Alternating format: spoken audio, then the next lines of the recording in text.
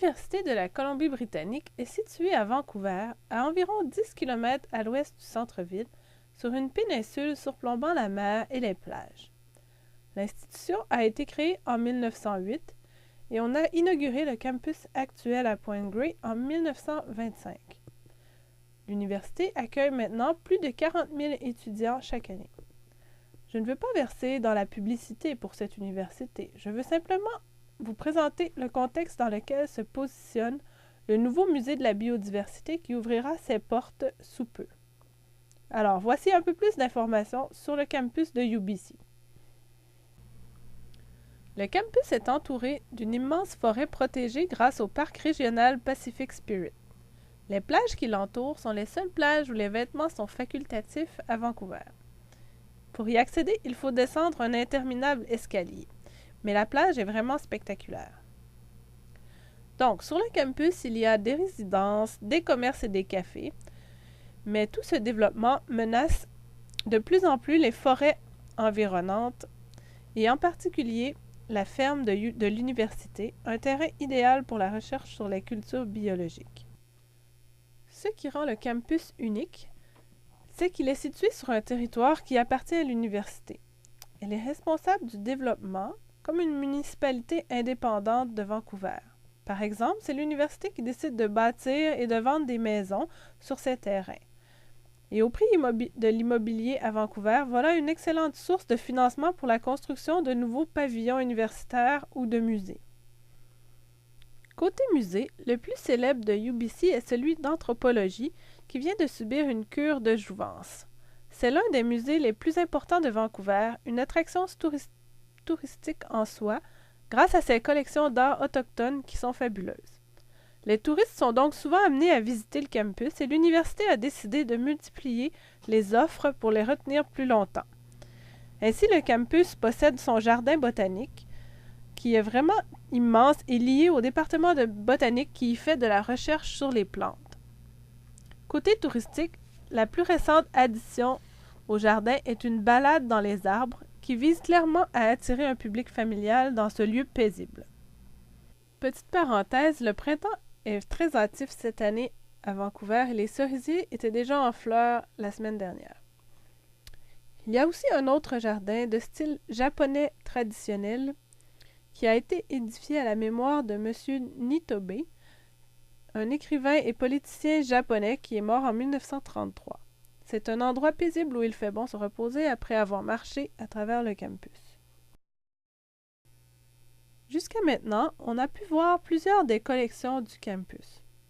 Nous approchons maintenant du musée Beatty, le petit dernier des musées, qui n'est pas encore ouvert au public, malheureusement, ce qui aurait sans doute donné des images pas mal plus réussies.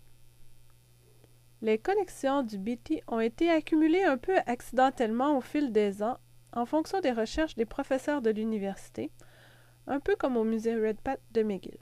Il y a plus de 2 millions de spécimens dans la collection, dont quelques centaines sont des spécimens types qui ont servi à décrire de nouvelles espèces. Auparavant, les collections étaient accumulées dans les différents départements, un peu comme à l'Université de Montréal. Avec le nouveau musée, elles seront réunies sous un même toit. Les réserves du musée contiendront 6 grandes collections, soit un herbier, les collections d'entomologie Spencer, des collections marines invertébrées comme des coquillages, des mollusques, les collections vertébrées comprenant des mammifères, oiseaux, reptiles et amphibiens, des collections de poissons et des collections de fossiles de partout dans le monde. Le concept d'exposition du musée est celui d'une réserve ouverte. Ainsi, les visiteurs pourront se promener à travers les rangées de cabinets et constater par eux-mêmes l'immensité des collections. Il y aura très peu de salles d'exposition classiques. À l'entrée, un immense squelette de baleine bleue accueillera les visiteurs qui pourront l'observer de plusieurs points de vue. Le musée sera complété par une aire d'accueil, un café, ainsi qu'un jardin situé tout à côté. Le projet de la baleine bleue est fascinant. Ce squelette provient de l'île du Prince-Édouard. Il a été repêché sur les berges en 1987 et c'est 20 ans plus tard qu'on a accordé le droit à UBC de déterrer le squelette et d'entreprendre de le transporter vers le nouveau musée. Le squelette est présentement en cours de préparation dans un entrepôt situé à Victoria, qu'on peut d'ailleurs visiter. Selon le directeur du musée, les spécimens collectionnés jouent un rôle primordial puisqu'ils représentent la recherche passée et sont aussi des ressources pour le futur, tant à cause des nouvelles techniques qui seront éventuellement disponibles pour les étudier ou pour se rappeler de la disposition géographique des espèces à une époque donnée. Toujours selon le directeur, même s'il s'agit avant tout d'une fonction d'archive pour le musée, il faut également éduquer le grand public à l'importance des collections, puisque c'est souvent la population qui permettra d'influencer les décisions des pouvoirs publics d'investir dans les collections scientifiques.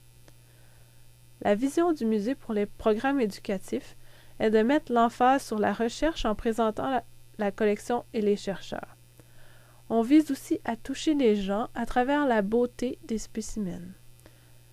Comme il y a peu d'espaces d'exposition disponibles, on privilégie les contacts humains par l'organisation de conférences ou d'événements spéciaux qui visent à rejoindre une communauté d'enthousiastes qui pourront à leur tour transmettre leur passion pour la préservation de la biodiversité.